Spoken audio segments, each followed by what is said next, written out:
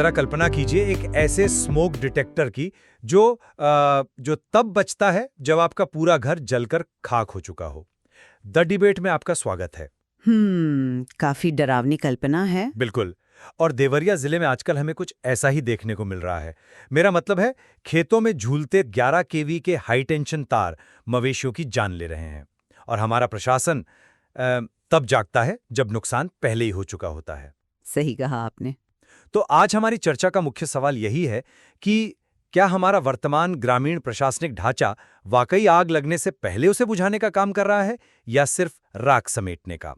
देखिए, मेरा अपना मानना है कि लापरवाही पर जो कड़े एक्शन हो रहे हैं और जो नई हेल्पलाइन योजनाएं आ रही हैं, वो असल में एक मजबूत प्रोएक्टिव यानी निवारक व्यवस्था की नींव रख रही हैं। हाँ, मैं इसे बिल्कुल अलग नजरिए से देखती हूँ। मुझे लगता है कि ये जो तथाकथित एक्शन है ना, ये सिर्फ डैमेज कंट्रोल है। अच्छा। हाँ, मतलब हमारा सिस्टम जमीनी चेतावनियों को तब तक अनसुना करता है जब तक कि कोई बहुत बड़ी त्रासदी न हो जाए। ये प्रोएक्टिव तो बिल्कुल नहीं है, ये पूरी तरह से एक रिएक्टिव या प्रतिक्रियाशील रवैया है। देखो, मैं समझता हूं कि आप ऐसा क्यों सोच रही हैं, लेकिन आप धनौती खुर्द गांव की घटना को ही देख लीजिए। हाँ, वो गायों वाली घटना। बिल्कुल। उस हाई टेंशन तार से 2 गायों की मौत हुई और उसके तुरंत बाद मुख्य अभियंता ने जूनियर इंजीनियर को सस्पेंड कर दिया।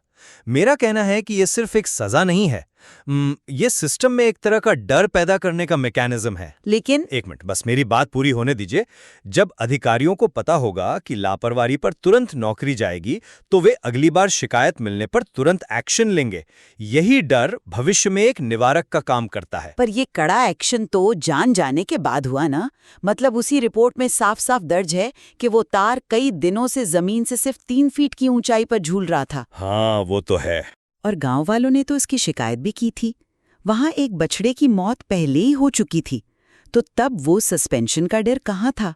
मैं मानता हूँ कि मेरा पॉइंट बस ये है कि एक प्रोएक्टिव व्यवस्था जनता की शिकायतों और उनके भरोसे पर चलती है। आप जिसे जवाबदेही कह रहे हैं, वो दरअसल पब्लिक के गुस्से से बचने के लिए उठाया गया एक कदम है।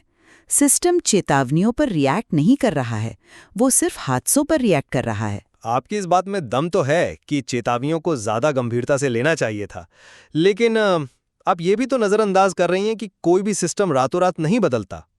संस्थागत ढांचा बनाने में थोड़ा समय लगता है। इसीलिए मिशन शक्ति फेज 5.0 जैसे कदम बहुत अहम है। आपको लगता है पुलिस के पंपलेट बांटने से कुछ होगा? ये सिर्फ पंपलेट बांटने का अभियान नहीं है।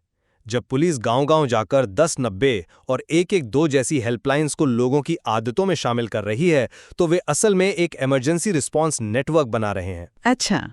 इससे संकट के समय महिलाओं को पता होता है कि पहला कदम क्या उठाना है। ये आग लगने से पहले स्मोक डिटेक्टर लगाने जैसी बात हुई ना? मुझे यही सबसे बड़ी आपत्ति है। पंपलेट बांटकर या सिर्फ एक हेल्पलाइन नंबर देकर आप समाज की गहरी मानसिक और पारिवारिक समस्याओं को नहीं सुलझा सकते। पर वो शुरुआत तो है। शुरुआत है, लेकिन महिला थाना क्षेत्र की घटना देखिए। सरयू पुल पर एक युवक ने पारिवारिक तनाव के चलते आत्महत्या का नाटक किया और सक्तुआ गांव में एक महिला की संदिग्ध मौत हो गई, जहां हत्या का शक है। ये मामले क्या बताते हैं? यही कि तनाव है। बिल्कुल। समाज में बहुत गहरा मनोवैज्ञानिक तनाव है। अगर आपकी पुलिस बेस लेवल पर संवेदनशील नहीं है, अगर वे लटकते तार की शिकायत पर ध्यान नहीं देते, तो कोई घरेलू हिंसा की शिकार महिला उस 1090 हेल्पलाइन पर भरोसा कैसे करेगी? हाँ, मैं समझ रहा हूँ आप क्या कह रही हैं। टूल दे देना काफी नहीं है। उस टूल के पीछे जो सिस्टम काम कर रहा है, उस पर जनता का भरोसा भी तो होना चाहिए। देखिए, मैं इस तर्क से पूरी तरह सहमत नहीं हूँ। सिर्फ इसलिए कि पुलिस समाज का सारा मनोवैज्ञानिक तनाव दूर नहीं कर सकती, इसका मतलब ये तो नहीं कि हमें ये सेफ्टी नेट बनानी ही नहीं चाहिए। मैंने ऐसा नहीं कहा।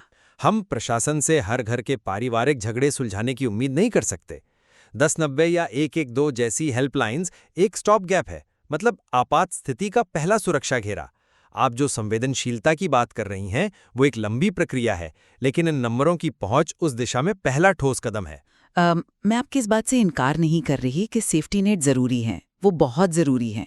लेकिन जब तक कागजों पर मौजूद नीतियों और जमीन पर उन्हें लागू करने वाले अधिकारियों की मानसिकता के बीच की खाई नहीं भरती, तब तक ये नेट अपनी पूरी क्षमता से काम नहीं करेंगे। सही कह रही हैं। एक असली प्रोएक्टिव व्यवस्था जनता के भरोसे से चलती है, न कि सिर्फ अधिकारियों के सस्पेंशन के डर से। जब तक सिस्टम शुरुआती शिकायतों को सुनना नहीं सीखता, हम बस हादसों के बाद ही जागते रहेंगे। यह एक बहुत ही सटीक विश्लेषण है।